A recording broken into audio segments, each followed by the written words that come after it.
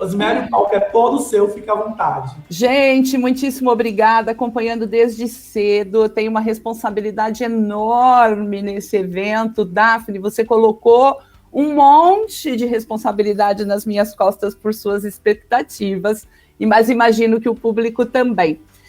Quero muito agradecer a Tacta por essa oportunidade de estar com vocês de novo. É a segunda vez que eu participo.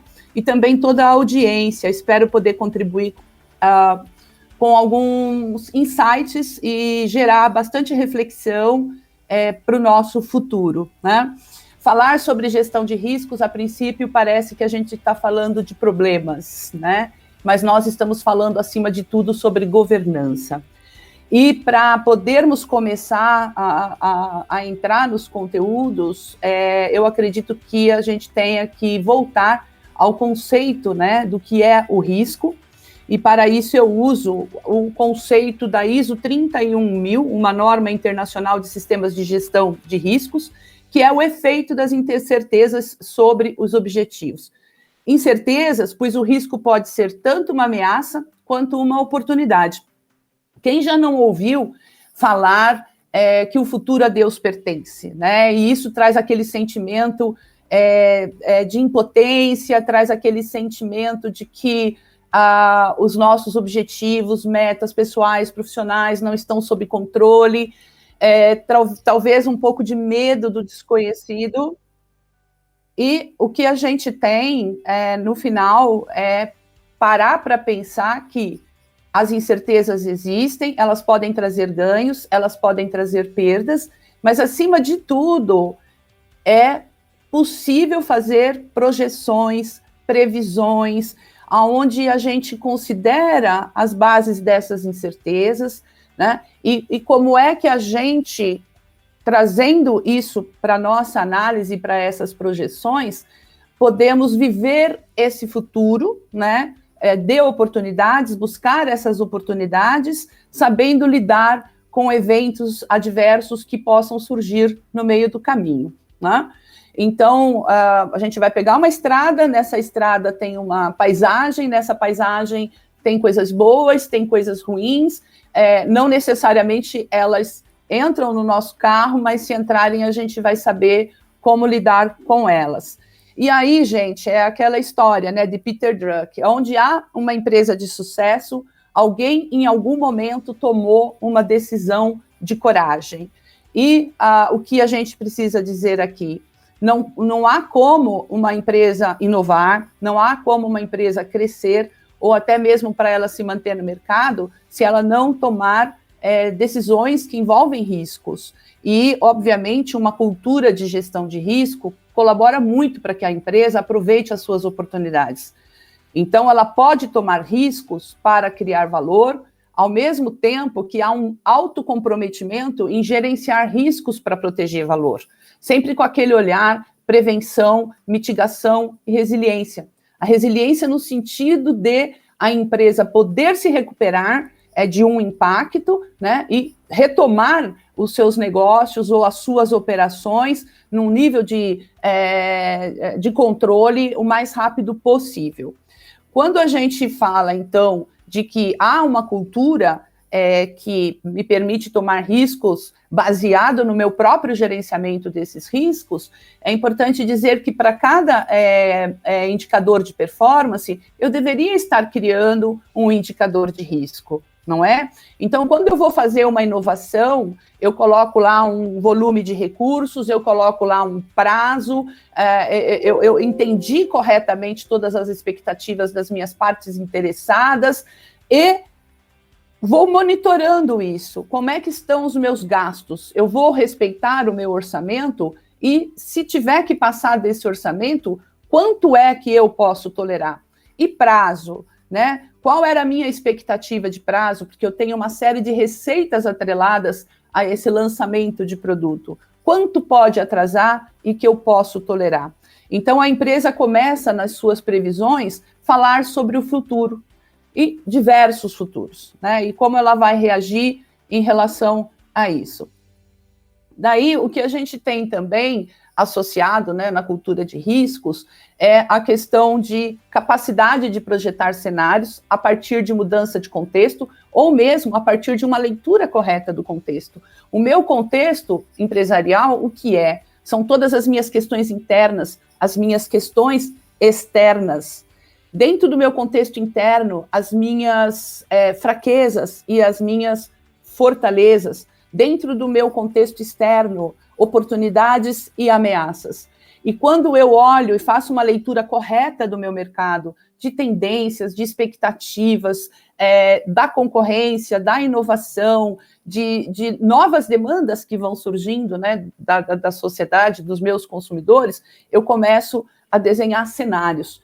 Então, quando eu vou fazer cenários, eu crio várias versões de futuro, né, para identificar dentro desses cenários quais são as variáveis e as incertezas que podem me trazer maiores ou menores riscos para poder tomar aquela decisão. Normalmente, eu desenho um cenário positivo, otimista, um cenário realista e um cenário pessimista. Não é ser pré-frio, é considerar situações que são mais difíceis, né, do que um resultado objetivo que a empresa espera e, obviamente, como ela vai lidar com isso, né? Quando a gente desenha isso e conhece, né, essas incertezas, as variáveis, etc., a gente começa a espelhar perigos que podem trazer danos, ameaças que podem trazer perdas.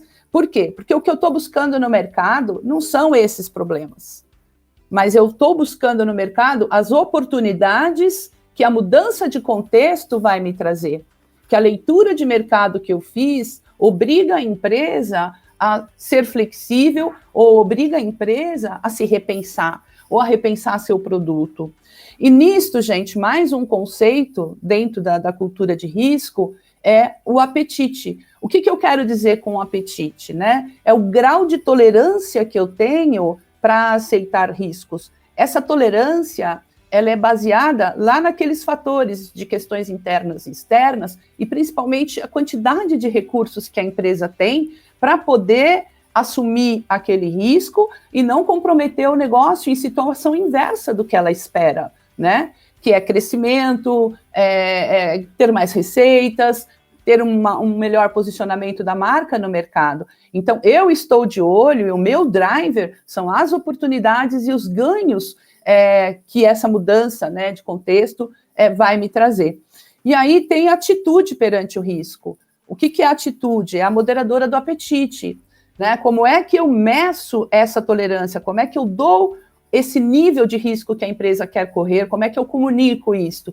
Então, eu digo o seguinte, olha, entrei num restaurante, estou com muita fome, o apetite é isso, aquele sentimento de fome ou de vontade de comer, escolho um cardápio e dentro desse cardápio eu tenho várias opções.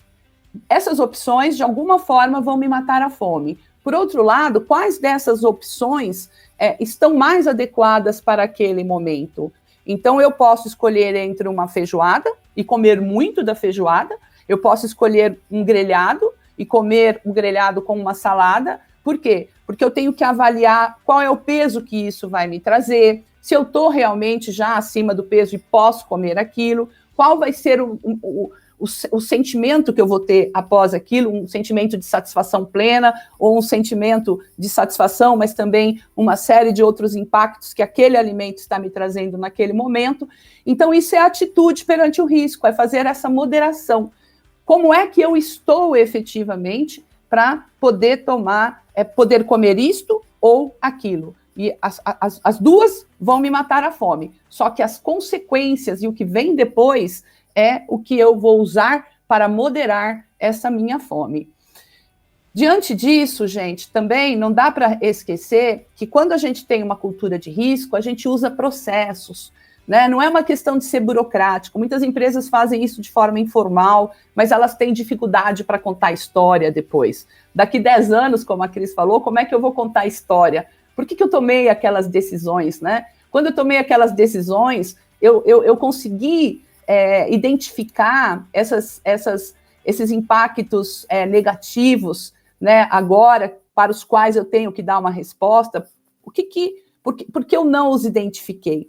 Então, a primeira coisa é nós identificarmos os riscos, avaliarmos esses riscos com relação à sua probabilidade e impacto, tendo critérios, bons critérios para fazer essa avaliação, e ao dar essa classificação, é um alto, médio, baixo risco, é um risco do tipo A, do tipo B, do tipo C, ou seja, eu comparo com o meu apetite. O meu apetite são aquelas limitações, ou são aqueles níveis de tolerância que eu coloquei lá quando eu estava desenhando os meus cenários para ir poder experimentar esse futuro, para poder viver esse futuro, para poder aproveitar essas oportunidades. E aí eu posso, gente, aceitar um risco ou tratar esse risco no sentido de mitigar esses efeitos quando eu estou documentando, né? Mitigar significa reduzir o impacto. Esse impacto pode ser reduzido por uma ação de transferência de risco para uma seguradora, para um compartilhamento desse risco com outros parceiros, enfim, você pode ter uma série de ações para poder tratar esses riscos. E o que a gente está fazendo na hora que a gente faz essa documentação toda? Nós estamos criando condições de respostas para quando um efeito adverso acontecer e que me tragam danos e perdas, que eu possa acionar o meu comitê de crise. Por quê? Quando a gente faz um processo de gestão de riscos, nós implantamos um comitê de crise. Ele pode ser muito grande ou ele pode ser 2 ou 3 funções, uma comercial, uma operacional, uma financeira, dependendo da complexidade da empresa, porque no momento em que surge um evento adverso, que eu tenho um dano e uma perda, eu devo poder me comunicar. Não me comunicar, não fazer nada ou demorar para me comunicar pode trazer outros efeitos que podem potencializar um momento de crise que eu estou correndo. Por quê? Todas as empresas correm risco, todas as empresas podem enfrentar problemas, mas a empresa não pode se abster de demonstrar para as partes interessadas que ela está no controle da crise, ela está no gerenciamento de crise. E essa é a forma que ela encontra lá naquele comitê de crise, que escreveu algum plano para aqueles riscos que foram identificados, para aqueles cenários que ela desenhou, as ações emergenciais, ok? Quais são as ações que eu imediatamente vou fazer? O que, para quem, com quem eu me comunico, de que forma eu me comunico? Porque eu tenho que avaliar como essas partes interessadas foram impactadas, né? Quais foram os efeitos desses anos e dessas perdas também para as minhas partes interessadas. Pode ser um acionista, pode ser meus empregados, podem ser os consumidores, enfim, de alguma forma eu tenho que dar essa resposta e não pode demorar, como eu já disse para vocês. A partir do momento em que eu tenho as minhas ações emergenciais que estavam vinculadas aos planos de crises, eu posso começar agora o meu plano de continuidade, né? E, obviamente, eu preparei a minha empresa para ser resiliente no sentido de entrar com um plano de recuperação para que essa recuperação aconteça no menor prazo de tempo possível. Saído disso, gente, vamos lá. Quando a gente faz gestão de risco também, nós pensamos nos escopos de gestão de risco. E nós olhamos a empresa sobre 4 perspectivas. Uma operacional, uma regulatória, a outra de mercado financeiro e a outra estratégicos, né? E para cada uma dessas perspectivas eu tenho uma série de elementos que me trazem, né, possibilidades de riscos. Quando a gente fala da pandemia, a pandemia tinha a ver com proteção das pessoas. Proteger a vida. E nisto, o que ocorreu? Naturalmente, um regulatório forte, com barreiras, com protocolos sanitários, que mudou a minha forma de fazer gestão. Da noite para o dia, eu precisei me tornar flexível, né? As minhas pessoas precisaram ir para um home office. Outras pessoas precisaram continuar na empresa. Então, para aquelas que estavam em home office, como é que eu lidei com a sinergia, com a interação, com o monitoramento de produtividade? Falei com elas todos os dias. E os processos, aqueles que estavam, principalmente na indústria, né, que é diferente de serviços, as máquinas precisavam rodar. Como é que eu saí do papel e permiti que as pessoas que estavam em home office pudessem continuar gerenciando essas operações, gerenciando a empresa como um todo? Na tecnologia da informação, nós tivemos uma mudança de colocar as pessoas conectadas em suas casas, em computadores muitas vezes domésticos, né? E, obviamente, abrir VPN e deixar mais vulnerável a empresa a qualquer ataque devido a essa conectividade e também a quantidade de dados em nuvem. Os terceiros, né? Nós dependíamos de alguns terceiros para fazer alguns trabalhos para a gente. Qual foi o nosso grau de confiança que esses terceiros tinham se preparado, estavam aptos a continuar prestando o serviço? Dá um exemplo, por exemplo,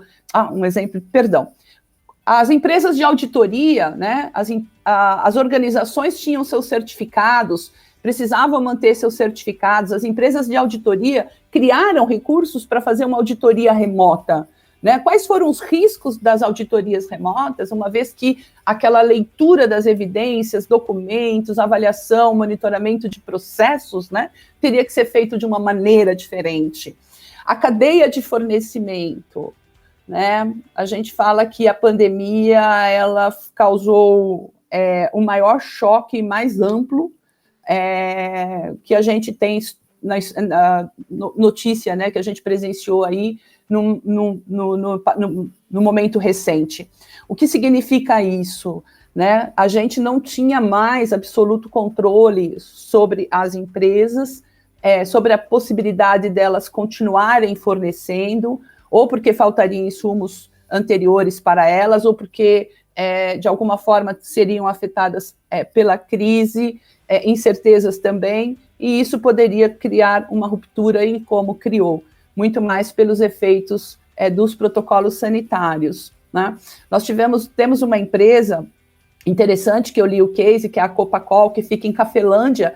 Eles empregam 4.000 pessoas, né, numa cidade que tem 8.000 habitantes. Então, metade da cidade, né, tinha que trabalhar na cooperativa para que ela continuasse mantendo os fornecimentos de alimentos que ela tinha se proposto e que tinha contrato com o exterior de exportação, contratos locais, e isso, gente, fez com que ela tomasse à frente todas as possibilidades e as alternativas que foram surgindo, colocando gente em home office, criando grupos chamava Guardiões da Saúde, criando mecanismos para monitorar qualquer contaminação que houvesse em qualquer área e, obviamente, segregando essas funções, olhando o transporte das pessoas, olhando o local onde essas pessoas se alimentariam. Então, ela absorveu rapidamente e ela teve um resultado bom em 2020, com um nível de mão de obra que poderia impactar uma cidade toda, né? Só que não pararam aí esses impactos. Nós tivemos questões de trabalhistas, de segurança e saúde, modificando todos os protocolos para todas as empresas, isso trouxe custo para as organizações, e também nós tivemos questões relacionadas a direitos humanos, né, quando necessariamente precisou se dar tratamento diferente para pessoas com mais idade e que estavam, de alguma forma, enquadradas num grupo de risco, ou pessoas que tinham comorbidades, né? E como é que nós fizemos isso? Como que a empresa fez isso? Né? Ela se comunicou corretamente com essas pessoas, acalmou essas pessoas, né, de que por elas estarem com um risco maior, elas não estavam sendo ali objeto imediato, né, de um desligamento ou um alvo para isto, né? Então, todos esses riscos aconteceram de uma vez só, né? Não foi uma coisa isolada, a empresa precisou lidar com tudo isso.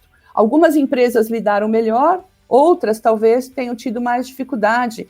Não foram poucas as empresas que desligou muitos dos seus terceiros de imediato e não se pensou que se tivesse uma retomada com 30, 60, 90 dias, né? Quão dependente elas eram daqueles terceiros para poder restabelecer esse vínculo, esse trabalho e tudo mais. Dependeu muito de como elas estavam preparadas, de como elas tinham recursos para tomar decisão e se tornarem flexíveis nesse momento.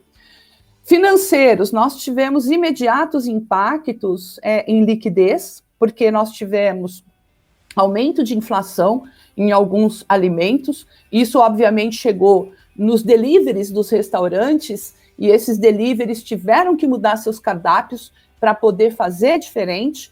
Muitos restaurantes fecharam, e com isso, obviamente, empresas que forneciam produtos para esses restaurantes sentiram de imediato, né? O governo tentou criar ali uma política de crédito, contudo, esse crédito não foi suficiente para atender a todos, ora porque o volume não atendeu mesmo, ora porque muitas empresas que já vinham fragilizadas ou com passivos não tinham garantias para poder acessar esse crédito. Então, aí a gente viu cenas, né, de várias lojas, vários restaurantes, vários bares fechando. E é óbvio que isso vai trazer retorno, né, para organização, né? Depois a gente tem, desculpa aqui, e acionistas. As empresas que tinham gestão de risco puderam se comunicar mais rapidamente com seus acionistas e credores e falar para eles aonde, né, e como eles liderariam aquela crise, quais eram as ações, enfim. Imagem, as empresas que fizeram um processo adequado de afastamento, randômico, né, para pessoas, rodízios de pessoas e etc., tiveram uma imagem melhor, até muita coisa saiu nas mídias sociais sobre isso. E a inovação, da noite para o dia, empresas que nunca tinham lidado com o digital passaram a criar mecanismos de vendas e entregas aos seus consumidores para evitar o máximo possível o impacto. Outra coisa interessante é que, mesmo dentro da empresa de alimentos, como dito aqui hoje, que o setor não sentiu muito, mas dependendo do alimento e de como ele era embalado e vendido, sentiu. As tendências que afetam todas e qualquer empresa, independentemente do seu segmento, o risco cibernético, John Mina, da Risk Strategies, ele fala de uma cyberpandemia global que prejudique de alguma forma o uso da internet, inclusive desligando, né?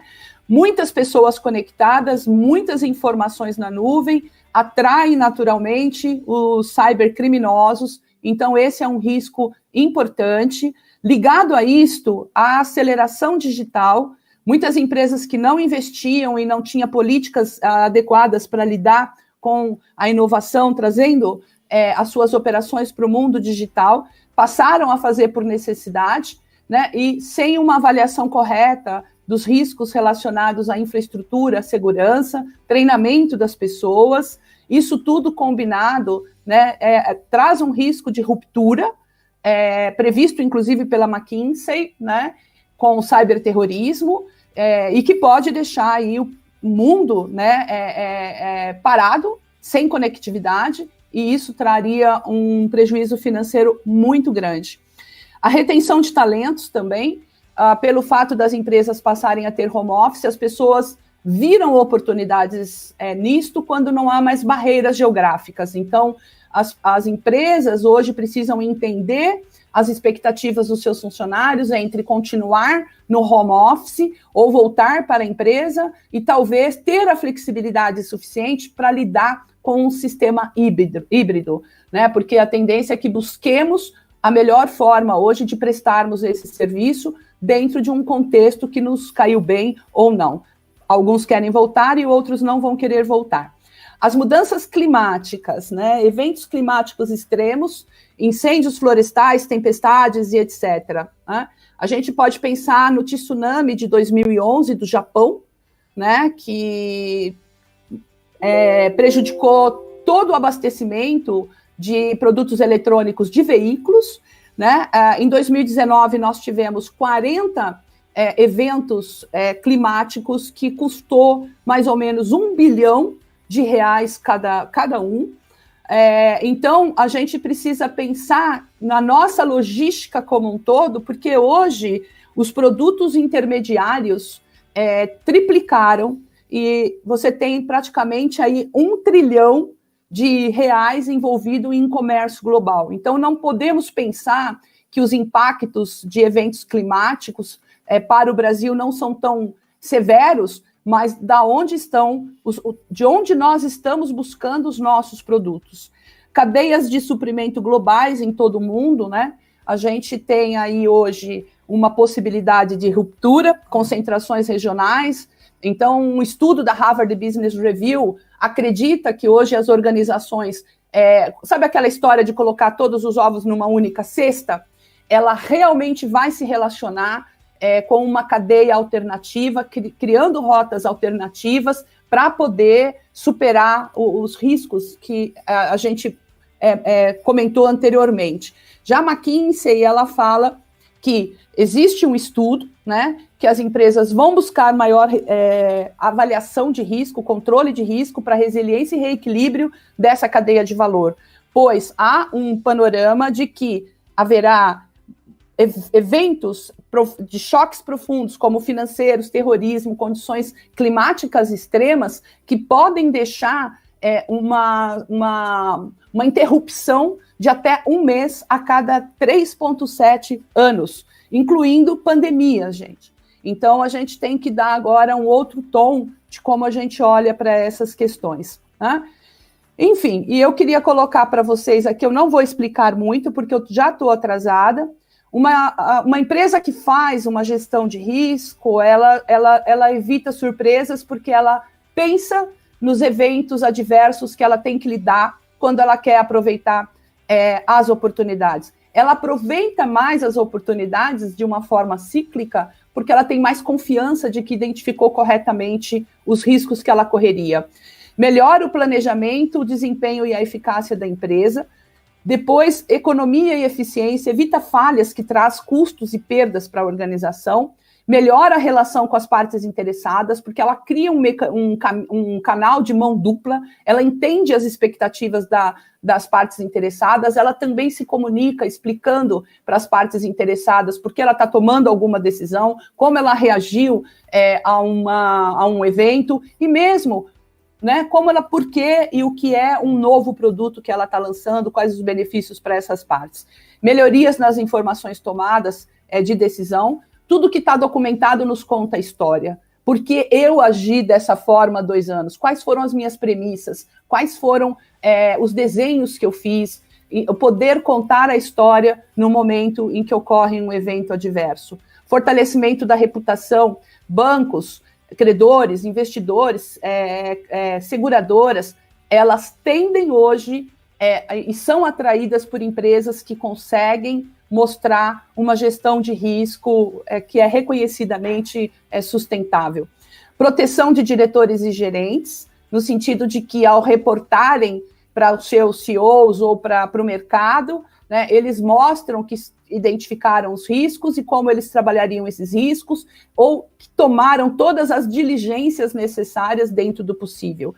E responsabilidade, garantia e governança, a gente falou de conformidade. A partir do momento em que eu identifico esses riscos, eu preparo a minha operação para trabalhar de maneira a mitigar esses riscos. E o bem-estar pessoal, que se refere aos riscos de saúde e segurança, riscos que nós temos que assumir, que nós vamos gerenciar e que vai dar melhor qualidade de vida, mais segurança, tanto para nós quanto todos aqueles que nos rodeiam. Pessoal, passei 8 minutos descontados aí, corri muito, peço perdão, ficaram algumas informações para trás, mas só agradecimentos.